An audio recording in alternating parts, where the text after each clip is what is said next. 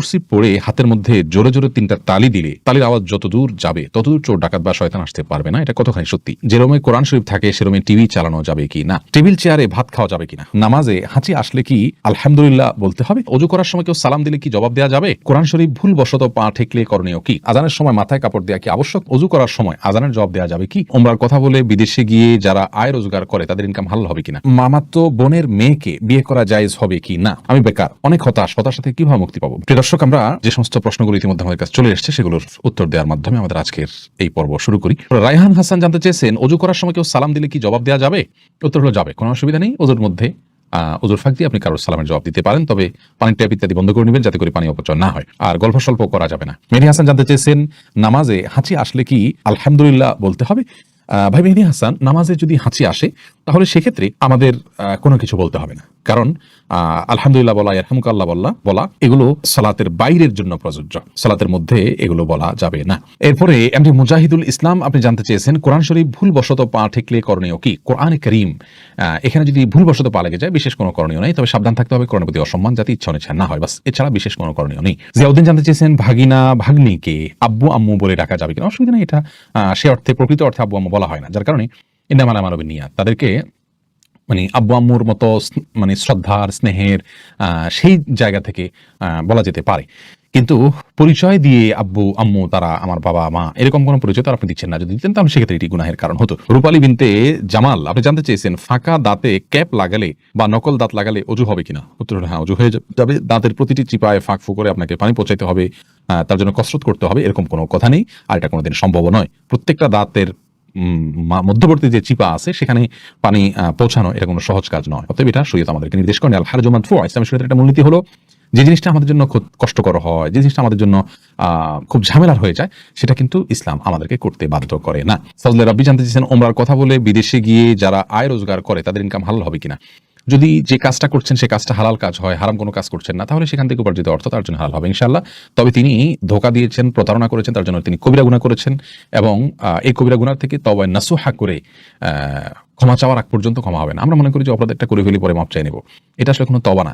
অপরাধ করার পরে লজ্জিত হয়ে নিজের আপনজনকে ভুলে হত্যা করে ফেললে মানুষ যেরকম সারা জীবন সে পাপের জন্য প্রায়শ্চিত্ত করে, সেরকম প্রায়শ্চিত্ত করতে হবে, এটা হবে তওবা ইনশাআল্লাহ। তখন আল্লাহর কাছে সেরকম গুনাহ থেকে আপনি মুক্তি লাভ করতে পারবেন।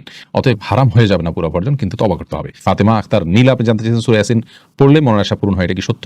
কোন ফাতেমা সূরা ইয়াসিন পড়লে মনের আশা পূরণ হয় এরকম কোনো কথা রাসূল করিম সাল্লাল্লাহু আলাইহি সাল্লামের কোনো হাদিস থেকে আমরা জানি না, এটা সঠিক নয়। সাইফুল ইসলাম আপনি জানতে চেয়েছেন, ওযু করার সময় আযানের জবাব দেওয়া যাবে কি? ওযু করার সময় আযানের জবাব দেওয়া যাবে যদি আপনি ওযুর ফাঁকে ফাঁকে দিয়ে ফেলতে পারেন, কোনো অসুবিধা না থাকে, পানি অপচয় না হয়, ফাঁকে ফাঁকে দিয়ে ফেলতে পারেন। ওযুর সময় বিশেষ কোনো দোয়া নেই, অতএব মুখে আপনি আমলটা করতেই পারেন। ওযুর হাত ধোয়ার সময় এক দোয়া, মুখ ধোয়ার সময় এক দোয়া, পাও ধোয়ার সময়, মাথা মাথা করার সময় এক দোয়া, এরকম বিভিন্ন দোয়ার কথা আমরা জানি, সেগুলো বিশুদ্ধ হাদিস দ্বারাই প্রমাণিত নয়, যার কারণে ওযুর ফাঁকে ফাঁকে আপনি আযানের জবাব দিতে পারবেন। মেহেদী হাসান জানতে চেয়েছেন, বিয়ের সময় শ্বশুর খুশি মনে কিছু দিলে নেওয়া যাবে কিনা, বলবেন দয়া করে। খুশি মনে দিলে নেওয়া যাবে, কিন্তু খুশি মনটা বোঝা আসলে খুব জটিল, যে খুশি মন কখন হবে।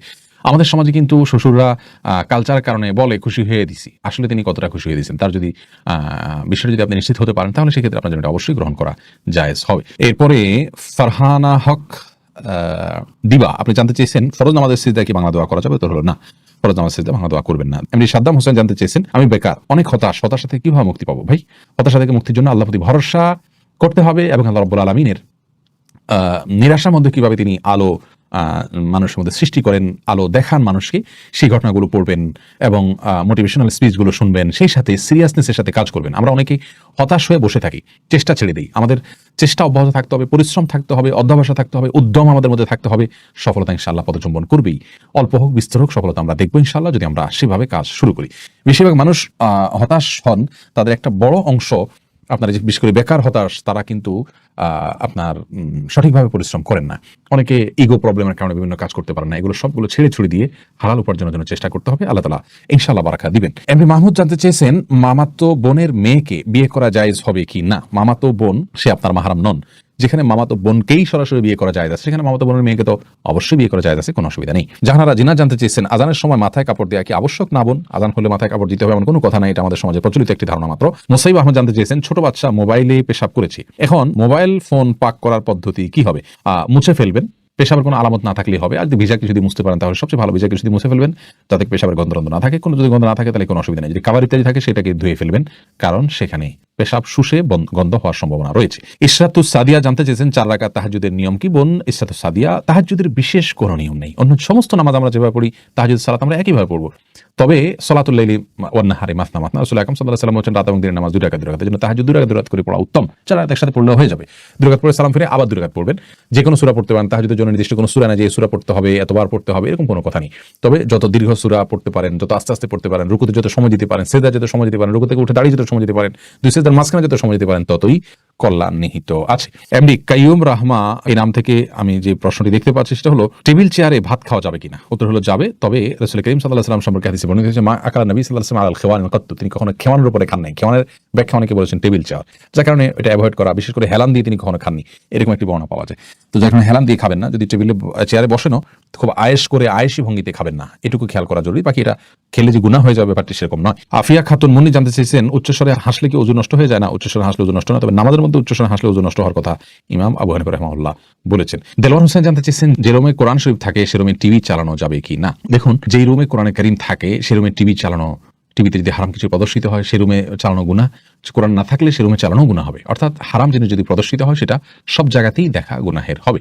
তবে কোরআনে কারীম যদি থাকে তাহলে এটা কোরআনের প্রতি একটা অসম্মান হয়, যে কোরআনের সামনেই কোরআনের নির্দেশের লঙ্ঘন, সে সন্দেহভাবে এক্সট্রা একটা অবমাননা হয়, কোরআনের একটা অসম্মান হয়, সেটা আমাদের না করা উচিত এবং কোরআনের সম্মানার্থে অন্তত হারাম থেকে বেঁচে থাকার চেষ্টা করা উচিত। যদি করেন কেউ তাহলে কোরআনের অসম্মান হবে এবং গুনাহ হবে। জান্নাতুল ফিরদাউস আপনি জানতে চেয়েছেন আয়াতুল কুরসি পড়ে হাতের মধ্যে জোরে জোরে 3টা তালি দিলে তালির আওয়াজ যত দূর যাবে ততদূর চোর ডাকাত বা শয়তান আসতে পারবে না, এটা কতখানি সত্যি? বোন, জান্নাতুল ফিরদাউস আয়াতুল কুরসি সম্পর্কে রাসূল করিম সাল্লাল্লাহু আলাইহি ওয়াসাল্লাম থেকে একাধিক হাদিস বর্ণিত রয়েছে এর ফজিলত এবং মর্যাদা প্রসঙ্গে।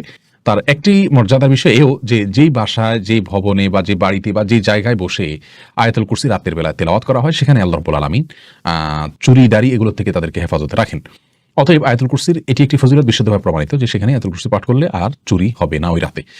কিন্তু এর মানে এই নয় যে যেমনটা আপনি বলেছেন যে 3 বার তালি দিতে হবে, তারপর তালির আওয়াজ যতদূর যাবে ততদূর আপনার প্রোটেকশনে চলে আসবে, এরকম কোনো কথা কোনো বিশুদ্ধ হাদিসে বর্ণিত হয়েছে বলে আমাদের জানা নেই। এরপরে জান্নাত রাখি আপনি জানতে চেয়েছেন স্বামী পরকীয়া লিপ্ত হয়ে দূরে সরে আছে, তাকে কাছে ফিরিয়ে আনার কোনো আমল আছে কিনা? বোন জান্নাত, অনেকে আমাদের কাছে এই বিষয়গুলোর জন্য আমল চান। আমরা মনে করি দোয়া, জিকির এগুলো কোনো বোধহয় মিরাকল, অর্থাৎ এগুলো পড়লে অটোমেটিক ভাবে আমাদের কোনো অলৌকিক ভাবে কিছু ঘটে যাবে। এটি মৌলিকভাবে আমাদের একটি ভুল ধারণা। মনে রাখা উচিত যে আমাদের কর্মের মাধ্যমে আমাদের জাগতিক সমস্যাগুলো সমাধান করতে হবে, সেই সাথে আল্লাহ রাব্বুল আলামিনের কাছে প্রার্থনা করে রাখতে হবে, দোয়া করে রাখতে হবে তিনি যাতে সহজ করে দেন। এখন আপনার স্বামী পরকীয়া লিপ্ত হলে তাকে কাউন্সেলিং করতে হবে, তার সংশোধনের জন্য যথাযথ ব্যক্তি নিয়োগ করতে হবে, তাদেরকে ব্যবহার করতে হবে, আপনি নিজে চেষ্টা করতে হবে, আল্লাহর কাছে দোয়া সেই সাথে চালাতে হবে।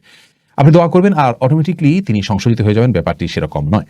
বিধায় আমাদের এই বিষয়টি খেয়াল করা উচিত। আপনি তাকে নিজের দিকে আকৃষ্ট করুন, তাকে কিভাবে ফেরানো যায় তার জন্য সমস্ত পন্থাগুলো অবলম্বন করুন, আল্লাহর ভয় দেখাতে থাকুন, যাদের মধ্যে বোঝালে সম্ভব হয় তিনি বুঝবেন, সম্ভাবনা আছে তাদের মাধ্যমে বোঝাবেন, এবং সেই সাথে আপনি নিজেকে আকর্ষণীয় করে তার সামনে তুলে ধরুন এবং আল্লাহ রাব্বুল আলামিনের কাছে দোয়া করতে থাকুন। সাধারণভাবে দোয়া কবুলের সময়গুলোকে আপনি কাজে লাগান এবং বিশেষ করে সূরা ফুরকানের আয়াত নম্বর 74 শেষ অংশ আপনি পাঠ করবেন, রব্বানা হাব লানা মিন আজওয়াজিনা ওয়া যুররিয়াতিনা কুররাতা আয়ুন। আল্লাহ আমার স্বামী, আমাদের পরিবার সদস্য, আমাদের সন্তান সন্ততি তাদেরকে আমার জন্য চোখ শীতল হয় এরকম মানুষ বানিয়ে দেন। ওয়া জাআলনাল মুত্তাকিনা ইমামা, এবং আমাদেরকে মুত্তাকিদের ইমাম বানিয়ে দেন।